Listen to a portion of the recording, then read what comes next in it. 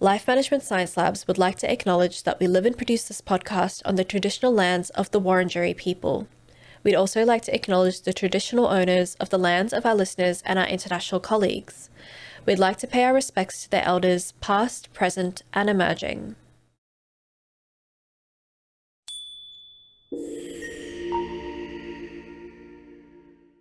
Hello and welcome to Self-Improvement Atlas, the personal science insight podcast produced by LMSL, the Life Management Science Labs.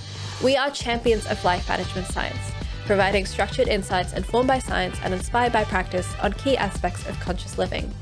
Each week, we bring you scientific and practical insights on each element with the expert knowledge of professionals in the field. I'm your host, Aditi Kuti. Let's get on with the show. Welcome back to Self-Improvement Atlas, the Personal Science Insights podcast. I'm here today with Jake Seraphin, who is a financial planner of over 6 years experience. Jake, thank you so much for joining the show. Didi, thank you so much for having me. Admittedly, this is my first experience on the podcast, so I'm appreciative of the opportunity. Well, I'm going to make sure that this goes as smoothly for you as humanly possible. So don't worry about it. But we are going to be talking today about managing our savings, about investment allocation, and just finding a healthy personal financial plan for ourselves. Before we kind of get into that, can you tell us a little bit more about yourself and your background? Sure. So I'm 29 years old. I live in a small town of Middleburg, Virginia, which is about an hour outside of Washington, D.C. and horse and wine country. Born and raised out here. At one point after school, I was out in Arlington, Virginia, closer towards D.C. for my first job out of school. But when the pandemic hit, like a lot of folks, I moved back home and out towards the country and ended up buying this little townhouse here that I'm doing this podcast from, and took a new job with a new firm in the same role as a financial planner, and I've been with that firm for about a year. And as a financial planner, I assist clients with all sorts of personal financial considerations, whether that's helping them with budgeting and cash flow, or investments, or insurance needs, or analyzing ways to reduce taxes, or looking at estate considerations as well. You don't look a day older than 25, can I just say? Well, the beard, I try to keep the appearances for the older client, but Of course. No problem. We before we kind of move on to kind of our main topic for today, we've got a segment called Have You Met Jake Seraphin, where I ask you a few quick questions, and they're very easy questions to answer. Are you happy to take them? Yes, especially if they're easy. For sure. All right. What is your favorite book? Favorite book? Well, it is cliche, but I literally did grow up with the Harry Potter books. As far as, I was the same age as Harry. And so as you're going through each volume in each book, each chapter in his life, it was like a new chapter in your life as well. And the language in which it matured over the years of the writing as the reader's target audience matured, was certainly great. And I think the last one was the quickest book that I ever read in less than a week or something like that. So while it may be cliche, I definitely enjoyed fiction more than nonfiction. And it's Harry Potter. Come on. And so I guess in the nonfiction space, my brother gave me a book recently called, what is it called actually? Oh yes, the Body Keeps the Score. It's about trauma and victims of trauma and how that affects them physically as far as their mind and body, and a little bit of the history of the psychotherapy and examining different methods and avenues of treatment as well, and how that's advanced over time. It's been an interesting read so far.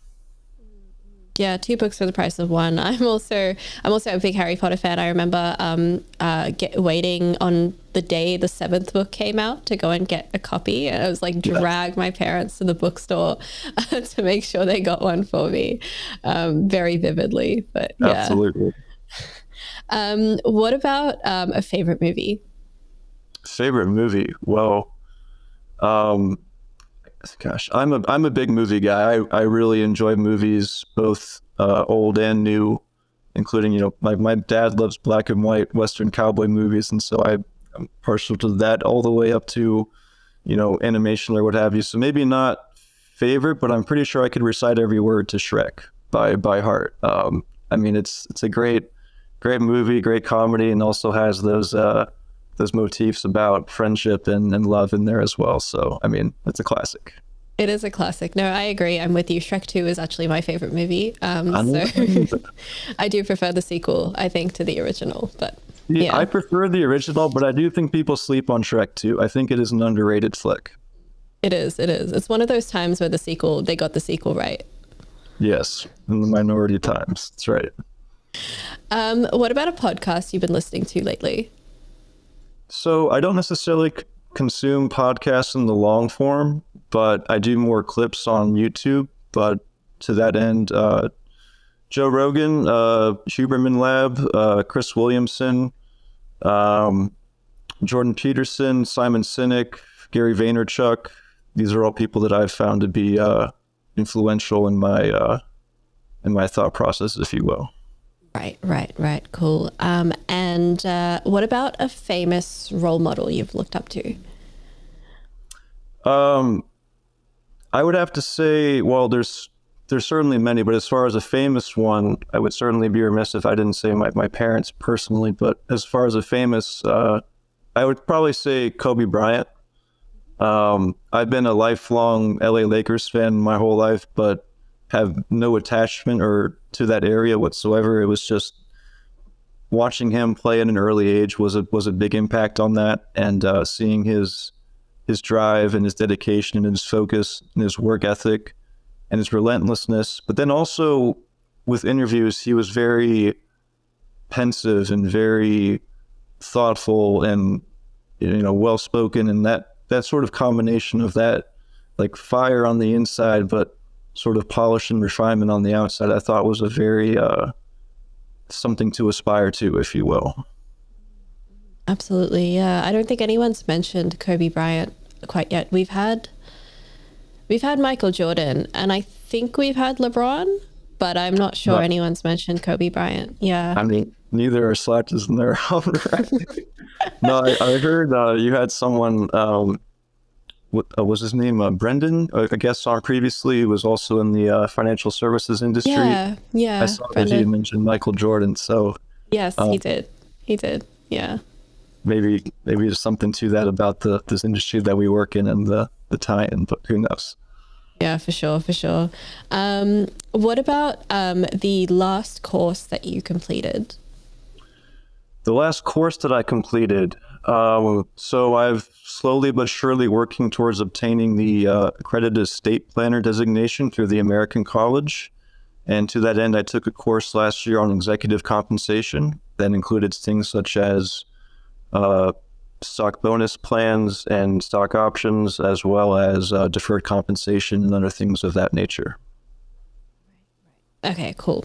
Well, we are going to move on from that now that we've gotten to know you into our topic of the day, which is about managing our savings and investment allocations for a healthy financial plan. So I guess I wanted to start very broadly. Our show is about personal development. How do you define personal development?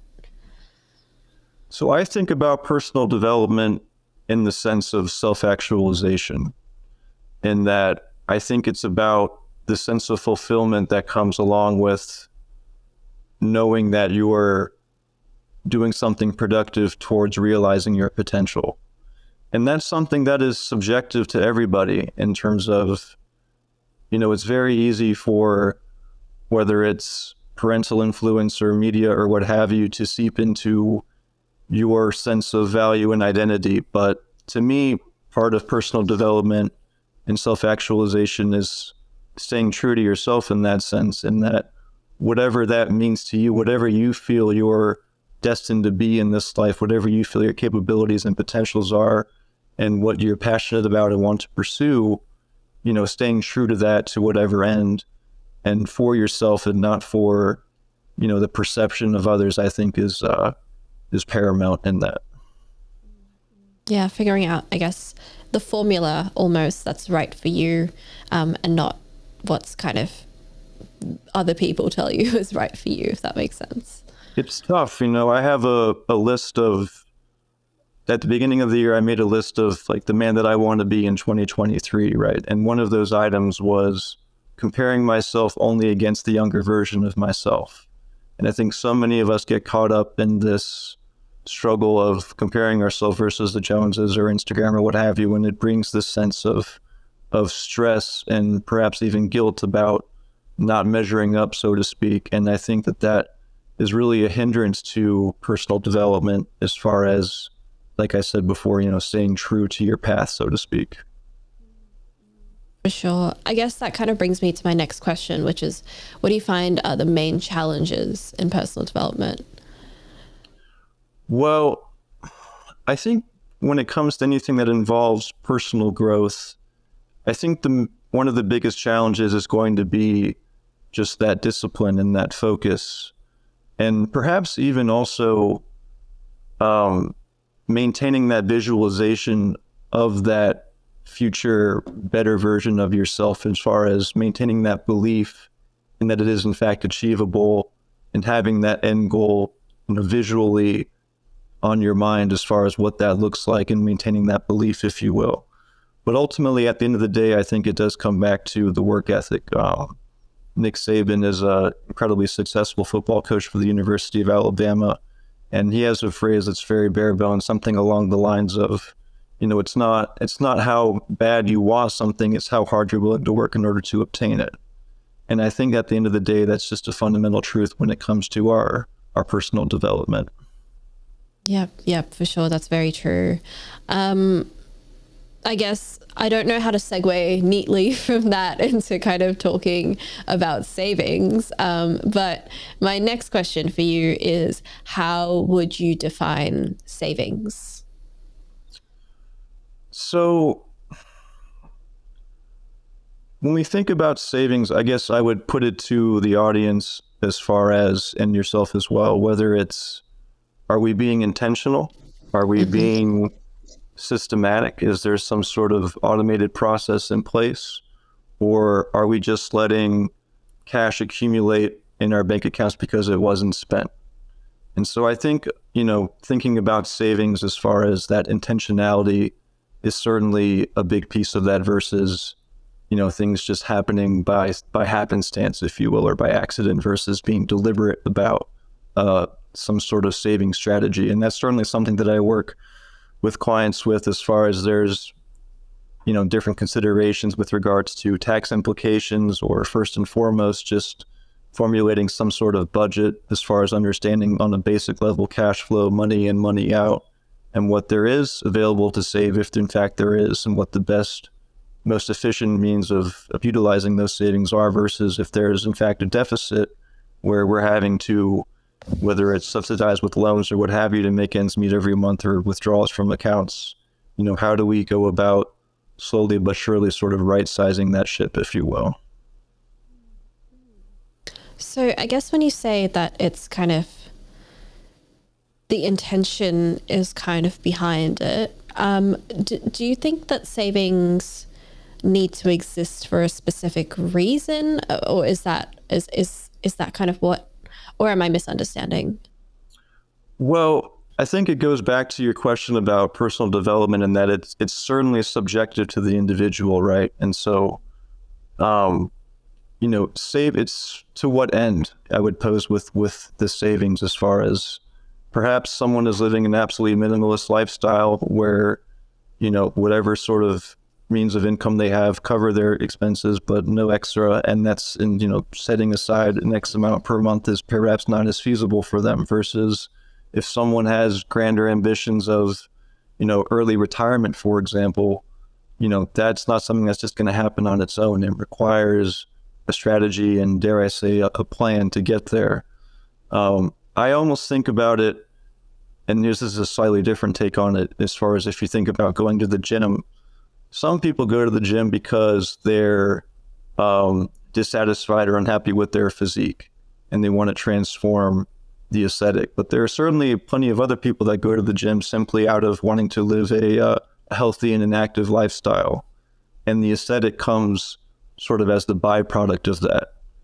And whether you fall into one of those two camps or sort of a merge of both, I think there can be, and there's a an analogy there as far as your personal finances, as far as whether it's saving and accumulating to be able to enjoy that for your own benefit in the future, or whether it's a little bit of that ego stroke by seeing that balance go up and seeing that dollar amount go up. They're still both beneficial to you. It's not necessarily our place to judge one or the other as having more merit, because in the end, they're both beneficial to the ultimate goal. For sure. And how do you feel that savings in particular affects our personal development? And I would assume this is, I guess, having, a considerable amount of savings as opposed to less so. So I really think it hits on that previous point, as far as, there's the personal satisfaction of seeing the accounts grow over time and feeling that as some sort of attachment to personal growth and development. But there's also the sense of, systematic automated savings that are deliberate towards some sort of future goal or objective is a form of self-love, in a sense of it's, how are we going to obtain this so that we don't down the road have some sort of frustration or disappointment or resentment about how things are versus how they could have been. And, how do we preserve the ideal of what our future life should be for ourselves? Yeah, for sure.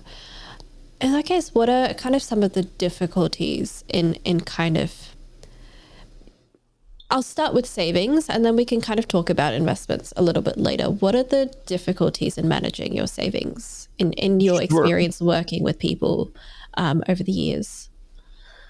So it depends on the demo, for sure, as far as the issues for people our age versus our parents are certainly different. I would say for our age, a big part of it is actually going through some sort of budget template. There are hundreds, if not thousands, of out there to sort from. But the end idea of just having a somewhat firm sense of what the money in, money out is on, say, a monthly basis or even a weekly basis, but at least a monthly basis. And that is sort of the basis from which you can devise a saving strategy. You can't say, okay, I'm going to save $500 a month if you don't have $500 a month to save, right? Or, perhaps you have set that arbitrary goal of $500 a month when in reality, your lifestyle could afford still for you to be saving, maybe 2 or 3 times that amount, especially if you have, grander goals and objectives in the future as far as what that's to be utilized for. And so that's certainly ground one, your ground zero, if you will, is getting that sense of that cash flow. And then from there, it really is also, I'm fortunate enough to work in this industry, right, where frankly, I'm checking my investment accounts every day because I'm curious about the markets anyways, and I want to know what's going on and what have you. But someone who's not so inclined, it takes more of a concerted effort to build some sort of habit or a routine to where you're able to orchestrate and design things where that's incorporated into your life in some form or fashion. So for example, if you're working, the 9 to 5, taking that 1 hour on the Sunday morning to review your accounts or pay bills or what have you, review your personal finances, or similarly, if you're working, say, in not such a traditional environment, still budgeting not your finances, but your time so that you can budget your finances, if you will. It's not inherent, right? It's not natural for someone who's not thinking about those sorts of things, but that's what makes it all the more important to sort of artificially manufacture that into your habits, if you will. Yep, I guess that kind of lends to what you were saying about intention earlier, but I think a lot of people aren't kind of paying attention to their finances, and I'm sure there's lots of reasons for that. I mean, financial anxiety comes to mind. I know people can suffer from that quite a bit, but also, growing up in school, I don't know about the US, but here in Australia, like we are kind of given this, we're approached by one of the big 4 banks and they kind of help us set up a youth saver account, and then it's set up and then we don't have to think about it anymore. And that's kind of it. Like we don't kind of grow up having a habit of thinking about finances and checking them and knowing how to monitor them and knowing what to do with our savings accounts? Certainly, I would say the school system, the public school system here in the States is very much lagging in that regard as well, as far as there are some states that now have some sort of basic personal financial literacy as part of the required curriculum for high school. But there are many states where that is still not the case. And to your point, we really do a disservice, that I would say, in my personal opinion, to, so many that are, not necessarily going on a secondary education after school, and, they're out in the workplace, and, it's the real world, so to speak. And there's been, I would say, inadequate training for those circumstances when it comes to things like personal finances. Yeah, absolutely. And again, like the kind of challenge with just some people just get very stressed out checking their accounts because they're not sure they're going to like what they see. Yeah, so that goes back to the idea of personal development is subjective and unique, right? And not allowing ourselves to get in that trap of the comparisons, right? Only against the prior, younger, less wise, immature, versions of ourselves, to where, that's certainly a more healthy approach to and lens to look through that at. Yeah, for sure. I want to talk now about investments and allocating investments. So one, what are investments? Give us kind of the very basic lowdown if you were going to explain it to a complete layman who is doing this for the first time. What are they? How do you define them? Sure. So an investment is what I would consider something that has a reasonable expectation of a positive return over time. When I think of investments just in my line of work, I think of stocks, I think of bonds, I think of mutual funds and ETFs, which are essentially just pooled, fractional shares of individual stocks and individual bonds to comprise those mutual funds and ETFs. That's the universe that I deal mostly in. I'm not so well versed in, say, commercial real estate or private equity or some things of this nature, though those certainly all fall under the broad category definition of an investment. But certainly, the more sophisticated and nuanced the investment vehicle, the more research and due diligence is required, and does not necessarily always equate to a higher return just because it's a more nuanced or sophisticated vessel. Absolutely. Very stupid question, but I thought I might ask it just so that we're very clear about it. Investments, are they taking money out of your account or adding to it? And how does that change from the short term to the long term? Well, in theory, the day of, there would be a zero change, as far as if $500 leaves your bank account, your checking account, and isn't deposited into your investment account. Well, as far as your assets and net worth, that's a wash, right? And then in theory, over time, the investment portfolio is going to earn a higher interest rate than what you would receive on the cash in the bank account. And so that's really one of the core tenets is, understanding that concept, fundamentally understanding the value of time, value of money, and compounding interest, and what you can do to benefit yourself by developing those good habits and setting up some sort of systematic automated saving strategy early on. I guess what are the difficulties in kind of managing your investments and or even like entering the investment space? Sure. So I think one of the biggest considerations is time horizon. As far as we have to understand what these funds are to be ultimately utilized for. If we are going to need to have full access to these funds in 6 months from now, and we cannot afford to lose any principal between now and then, well, naturally, that's going to affect the type of investment that you are invested in, versus if we know that we have a 30-year time horizon, say until retirement, and we know that we're not going to touch these funds between now and then, well, certainly that's going to affect the investment allocation as well. And just to go just simply one step further, the latter scenario there is going to be more oriented towards stocks and mutual funds that are invested predominantly, if not exclusively, in stocks, versus the former, where we need principal protection or we need to access the funds in a short period of time, are going to lend itself more to something safer, such as, say, a bond. For sure, for sure. How, and this is going to be a big question, how do you manage your savings and your investments and all of that cash flow in a way that works for you? Sure. So, given that's a bit personal, I'll give the personal answer, and I wouldn't say that this is what I would prescribe for everybody necessarily, but I would say that this is what works for me, is that on the 1st and 15th is also when my paychecks come in. I'm a fully salaried employee. That's also when I deposit into my investment account, my brokerage account. It's automated, it's systematized, and frankly, that way it's just to an extent out of my hands. I keep an emergency fund of cash, which I recommend individuals do as well if they're able to, or to be able to slowly build that up over time. An industry standard is usually about at least 3 months of living expenses saved up in cash reserves. Is something that is certainly encouraged.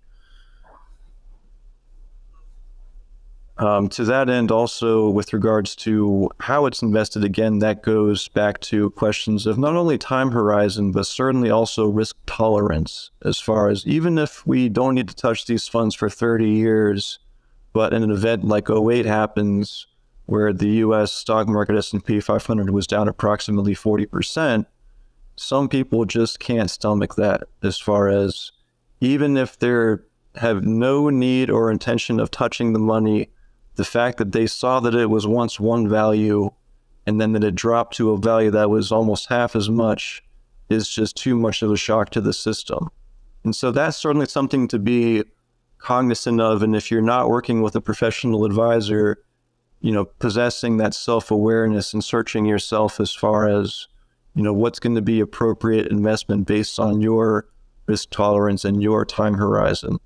For myself, my individual portfolio is invested almost exclusively in stocks. I own mostly individual stocks as well as some mutual funds and ETFs. But that is given my time horizon investment or risk tolerance, and objectives of this is not something that I'm looking to tap, certainly not at least for the next 3 to 5 years. And so with that, I'm willing to accept the risk that comes with that as far as potential fluctuations in value between now and then, ultimately with the goal of hoping to have long-term growth in the account. Yeah, I guess that was kind of going to be my next question, which is that, you referenced '08, but we're kind of going through a bit of a inflation crisis at the moment as well. I think globally, how do people kind of negotiate and manage for disasters if they don't have that kind of knowledge? What's kind of, I guess, a very simple thing that they can keep in mind when kind of trying to account for financial I guess disasters, recessions, mini recessions. I'm afraid I don't know the proper financial terminology for all of the bad things that can happen in the financial world. But I'm sure they'll come up at some point within the next few years. That's okay. So I guess once again, stressing that emergency fund as far as, whether there is some sort of catastrophic health event or a loss of job or what have you, just being able to have some sort of buffer or cushion. And that, I guess, sort of goes back to having at least some sort of broad sense of what your expenses are as far as being able to calculate 3 months off of that value. The high inflation environment leads to a couple of different opportunities as far as, at least here in the U.S., what we've seen as actions of the Federal Reserve to combat inflation has been a drastic rise in the target rate as far as the federal funds rate, as far as the interest rate. And so it's risen about approximately 5% here in the last 12 months or so. And what that is allowed for is a situation where short-term U.S. Treasuries, which once may not have been such a viable investment vehicle given the yield and rates, are now extremely attractive to where you can potentially pick up a short-term U.S. Treasury that yields in, say, somewhere between 6 to 18 months. That's going to earn, if held until maturity, somewhere between 4.5% and 5%. That's something that, frankly, 2 or 3 years ago just wasn't on the market. It wasn't viable given circumstances. But as circumstances change, investment options become more or less attractive. So that's one example of what is a result of an inflationary environment. Another example that I would say to that end is perhaps examining stocks that have a rising dividend every year. So a stock's return is in two pieces. One of it is just the price appreciation of the stock over time. Is trading at $50, now it's trading at $60, $10 of gain. But there's another component of the stock called the dividend, where periodically it pays interest income out to the holder of that stock. And so in theory, if the dividend is paying, but the dividend increase is in excess of the rate of inflation, then in theory, you're still staying above water as far as a real return there and an effective hedge against inflation for the long term. So the company that I work for certainly has a bit of a focus on individual stocks that have a history of above market dividends and rising dividends, hopefully rising at a rate greater than the rate of inflation. Yep. So a lot, I guess, for people to keep in mind for the future. Final question of the segment. How do you begin to make a financial plan for yourself? What are some of the things that you need to keep in mind to help create something that works for you?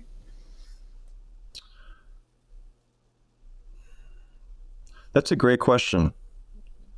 I would encourage people, whenever possible, to at least consult with an industry professional, if not work with someone full out. But I certainly appreciate that that's not necessarily viable for everybody as far as being able to afford the services of a financial planner or financial advisor, what have you. To that end, I would suggest that the industry has become much more innovative over time with regards to trying to meet the needs of people in different targets, demographics, and not just baby boomers that are in retirement or looking to retire in the next handful of years. There are different service and fee models that are out there now as far as not just charging you a percentage of the assets that you give, because that's a big part of the space is, say, charging 1% of the account that you give someone else to manage. But often for those companies to have viable, and revenue that is going to generate profit, they usually have to have minimums on the size of the account, say $250,000 or $500,000 or $1 million or what have you. And that was traditionally the fee model for the industry. But in more recent years, there have been all sorts of alternative and hybrid fee structures that have come into the marketplace, including sort of more what I would describe as like a retainer fee schedule, where not so dissimilar to, say, a lawyer, you're paying someone or a subscription fee, you're paying someone a fixed dollar amount on a monthly or semi-annual basis for essentially unlimited access to that professional to be your financial planner advisor and be able to counsel you through all different elements of your personal financial considerations. And so, having said that, if someone is still unable to find a professional that meets their needs and meets their budget, if you will, there are certainly all sorts of DIY and self-help tools available. Google is an amazing resource. I haven't quite fully delved into ChatGPT and OpenAI, but there are certainly potentially some ways to go about some self-help there as well. As I mentioned before, budget templates are abound, and I really do think that is sort of the first building block, if you will, is having that at least somewhat firm sense of cash flow, and then from there you can operate, right? From there you can say, okay, well, I've got some excess savings here. How do I best utilize that? Or, actually I'm kind of running up my credit card debt every month to make ends meet here, and then you can establish a plan of action accordingly. But I do think that cash flow planning is a good building block for people that are especially trying to do it themselves. Yeah, absolutely. It's great to hear that, I guess, the industry as well, the financial planning industry is diversifying and kind of in order to help more people. I think that's always a positive change, especially, I mean, cost of living crisis aside, I think the general financial literacy worldwide is quite low. So any kind of accessibility to the ability to plan financially is always better than none. Yeah, and that goes both ways. As far as I am a CFP, a certified financial planner, and there's frankly not a ton of CFPs that are my age, but there are certainly many industry professionals that are our age. And what you find is that they don't necessarily want to be working with people that they can't relate to at all, right? As far as they would prefer to be working with their peers, so to speak. And so that to an extent has helped birth this as well, as far as these alternative fee models, is the professionals themselves would prefer to work with, their peers more so than people that say resemble their parents or their grandparents. Absolutely. That's very true. All right. That's the end of, I guess, the main segment of our show. We now have a section called the practice/habit experiment debrief, where we learn about how we can put a lot of what we discussed into practice. So, Jake, did you have a practice that you have personally done or would like to recommend to our audience, on how to manage your savings? I would go back to the gym analogy, as far as if any personal trainer will tell you that starting out, it's not about the amount of weight, right? It's about the form and the fundamentals. And I think that's incredibly applicable to our conversation here, as far as, we were talking about comparisons as well, and people thinking like, well, what's the point? And it's like, no. And there's no such thing as too small an amount as far as establishing those good habits, right? And so even if it's just $25, $50 a month even, but having that automatic, right, systematized, where it's just, you're not even thinking about it, it's leaving the account, it's being invested in something that's in theory over the long term going to earn a higher rate of interest than what it would in the bank account. So that's really the theme that I would stress there, that it's, don't think about the dollar amount, and don't try to do it as, been whatever, letting my cash reserve build up to X, and now I'm going to dump half of it into the market, right? And it's like, well, what if the market, immediately tanks thereafter, as far as, so I really would just stress that notion of recurring routine, every month. And this is a technique called dollar cost averaging that I'll let the viewers look into more after this session, but essentially describes that concept in greater detail. Right. So what are kind of, I guess, the challenges with dollar cost averaging? Because it does seem like this kind of thing should be pretty easy, especially, with online and app banking that kind of just automates a lot of your payments to, your savings account or your various different kind of assets that you have. What are kind of the challenges that people might face? All sorts of challenges. One may be the ego, as far as if they're DIY people and they're trading their accounts. I read a quote today that was pretty great that was saying, it's kind of like when you're in a traffic jam and you change lanes thinking it's going to get you to your destination quicker, when in fact it doesn't. There's an analogy there with regards to trading in your investment account, right? As far as some people that maybe think they know better than the market, so to speak, or know better than anybody for that matter, perhaps perform in some off-base day trading or some speculative investments or what have you, and end up losing their head on it, as opposed to just kind of staying the course more so to speak, and sticking to that routine of, regardless of whether the market is up or down, it's the 15th of the month, time to deposit some money into the account, right? It's yeah, so kind of just sticking to the plan essentially that you've created for yourself. it's exactly right. And it And certainly helps to work with a professional to sort of stick on track and have a helping hand that kind of guides you to, if nothing else, just support, right? As far as someone to, because it's not on everyone's, as you mentioned earlier, it's not a top priority or a top consideration, but certainly, we don't want people down the road to be remiss that they have the feeling that they couldn't have done more, if you will. absolutely. How do you feel like this practice impacts your personal life or your perception in life? So that is going to be a question that's unique to the individual as far as the prioritization of, monies, frankly, and as far as accumulating assets and building their net worth and to what end. Some people have absolutely no such desires or ambitions.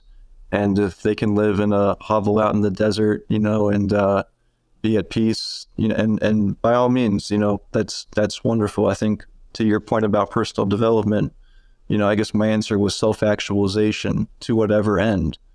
But for many people, that end goal, that end destination is something that is not just going to manifest without some sort of action, as far as, the things that we've discussed here throughout this podcast. And so I think that that's an important consideration, is that, the bigger and larger your ambitions and your goals and objectives, the harder the work is going to be and the more you have to sacrifice, right? And so just understanding that trade-off as far as, where you want to go, where you are and where you want to be and what's going to be required to help you get there. And I mean, even if you're living, maybe not in a hovel in a desert, but perhaps a simple life, there's still a certain amount of financial, like you still have to look at your finances and manage those. So it's not, if you're not working with a lot, you still have to figure out what to do with them and how to maybe if you don't want to increase it, at least you need to know how to use it. Yeah, absolutely. There's, whether it's $1,000 or $1,000,000,000, there's still considerations to be had and issues to address in ways that you can optimize the approach. Kind of based on, I guess, your experience, do you have any kind of other kind of practices or habits that you would recommend in combination with this one? Yeah. Well, that's a difficult question to answer, but what I would say is that from my experience in working in this industry, it's very helpful and useful to be operating from a comprehensive picture. As far as what I tell new clients when they come on board, if you go to a new doctor for the first time, they're going to be sure before they prescribe anything or make any sort of diagnosis that they understand your prior medical history, any prescriptions you're currently on, everything of that nature. And so, what I would pose to individuals is that while I can respect the issue of privacy and privacy concerns and perhaps not wanting to share more than what you're willing to share with your financial advisor or planner or what have you, it really does make a difference as far as the value that individual can provide when they have the full sense of the picture. Because, for instance, say you have an account with another advisor and you have an account with me. Well, as a fiduciary, I only care about your composite mix of all your different investments, not just the ones that I manage, right? And so if I know that your account somewhere else is being managed like ABC, well, maybe I wouldn't have your account with me managed like XYZ, but rather DEF as a hypothetical there. And so that's something that I would encourage people to always keep in mind, is that comprehensive, holistic picture versus just trying to keep things in isolated silos. Sure. I'm curious now, and this is totally not within the, the section at all, but Good. do you have clients kind of, withhold information from you, or perhaps even like lie about their kind of financial history, or even just their portfolio in general? So I wouldn't say lying, or if so, I'm not aware. I But haven't caught anyone yet.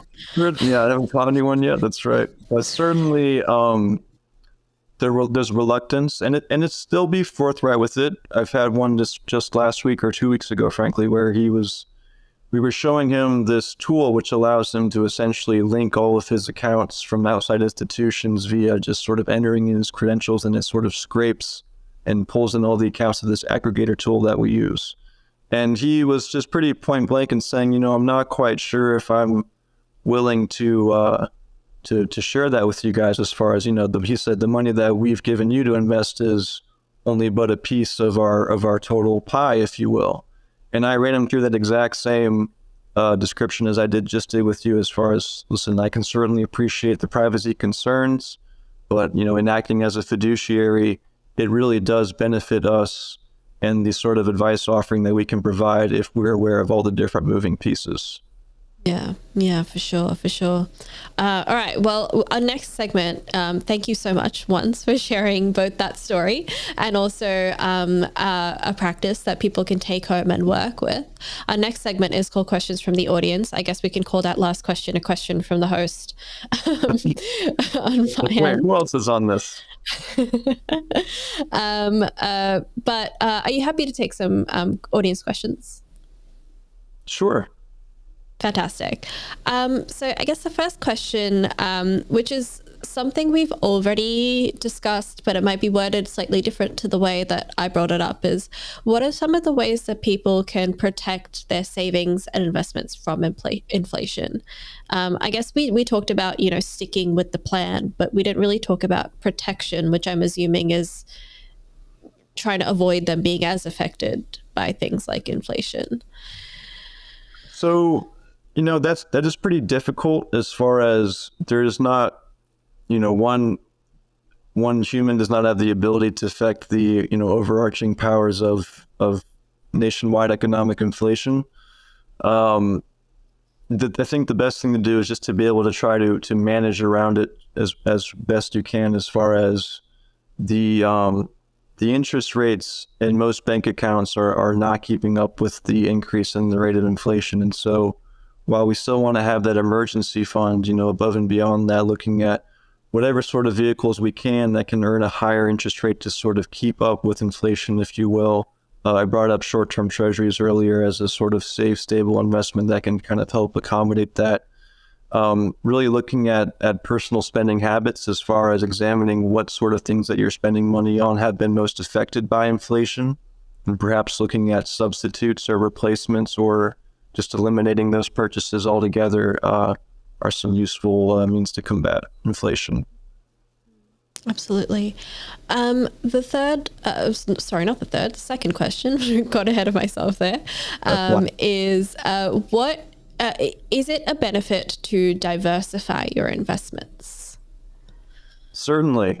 I could get real mathy with that answer, but essentially what you find is that if you just have one stock versus a basket of stocks, the return is not necessarily drastically affected so much as the reduction in risk. So say, one stock may on its own have an average annual return of 10%, but what we would call standard deviation of the potential swing any given year of, say, maybe plus or minus 30%. So you could be looking at a plus 40 or minus 30 return any given year, as a hypothetical, for example, versus the effects of diversification. And again, this is a real math answer, but just to keep it simple, is when you bundle, a series of stocks or a portfolio of stocks and bonds together, in theory, potentially the rate of return may go down, as far as not being able to experience such highs on the high side. But from a risk-adjusted return perspective, as far as when you take that standard deviation or that variability or volatility into consideration, there certainly is a lot to be benefited from a diversified portfolio. Something that's a topic that's extremely relevant to that is something called the sequence of returns risk, as far as when clients get older, where they need to start withdrawing money from their accounts and their portfolio versus contributing to it anymore. It's incredibly paramount to be in a position where you're diversified at that point, because to be more protected from market fluctuations. If you look at a 10-year time horizon of just annual returns over a 10-year period, but you run them otherwise in reverse order, so the same average annual, but the year by year is in different orders, what you'll find is the ending value results there with the same starting value can be extremely different depending on the sequence in which those returns occurred on a year by year basis. And so to that end, you never want to be in a situation where you have a down 20, down 30% year in the first year in which you're starting to take withdrawals from your portfolio. If you have $100 and you lose 50%, you have $50 left. But if that 50% earns 50% the following year, you're not back to $100, right? You're only at $100. You had to earn 100% the following year just to get back to break even, let alone getting ahead from there. And so certainly that's the value of diversification, especially for those that anticipate to have some sort of income need from the portfolio. And the next question is, what percentage of my income should I be placing into investments? Is there a magic number, I guess, is my follow-up question to that. Yeah, no, there isn't. I would say, I guess I've already mentioned for an emergency fund, 3 months is generally considered a good minimum amount, 3 to 6 months of living expenses saved in cash. I always encourage clients to take advantage of the retirement plans offered through their workplace, as far as many plans offer some sort of match by the employer. And so if you're not contributing at least up until the match amount, you're sort of leaving free money on the table, so to speak. Right.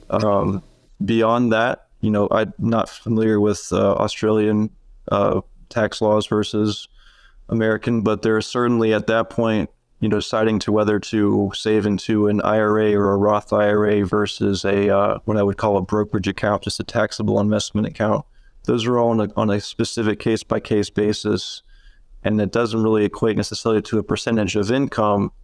It's really based on just that cash flow picture, as far as, what if it was 10% of your income, but you really could afford to save 30% of your income without it affecting your lifestyle at all. It's like, well, why wouldn't you, especially if you have grander ambitions for the life that you want down the road? And so, I wouldn't catapult or connect it to a fixed dollar amount or a fixed percentage, so much as, at least 3 months in cash and an emergency fund, utilize employer match for your workplace retirement if available.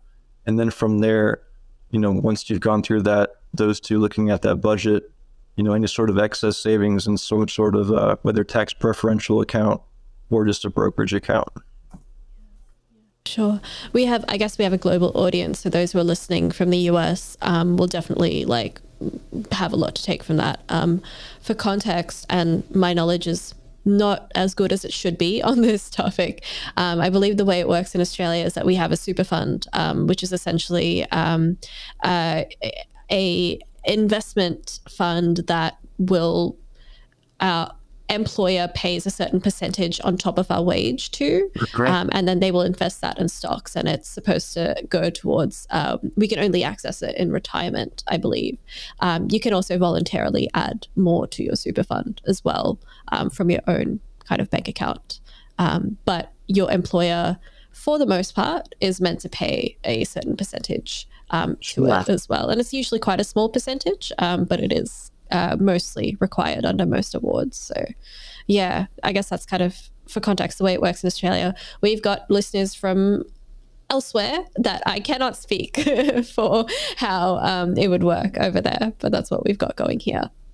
Well, I guess just to wrap it up on savings, there certainly has been a trend over time away from, in America, pensions provided by private companies used to be certainly much more prevalent, as far as the onus was not quite so much on the individuals to save for their own retirement, but now that focus has totally shifted to where the onus is predominantly on the individual, not the employer, to be able to save for their own retirement. And so that just highlights the importance of some of these topics that we've addressed that much more.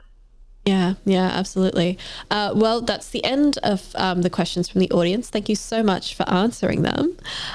We now have our open mic segment where I let you have your own soapbox and let you have a mini TED Talk for a few minutes on anything that you felt was important to address to kind of close out the show. Was there something that you wanted to talk about? Gosh, I mean, we've covered so much. We have.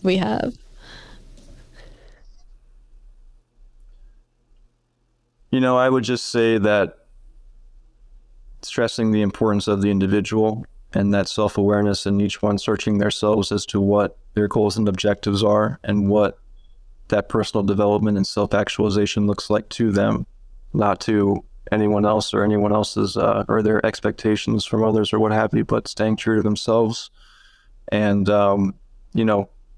systematically saving every month, whether it's just in a smaller amount. I think that part is subjective as far as what our ideal version of ourselves looks like to ourselves, but what is objective is that this idea of taking care of ourselves, right, and sort of trying to put ourselves in as good a position as possible for our future selves. And so to that end, those are some things that I would want to harp on from our conversation today.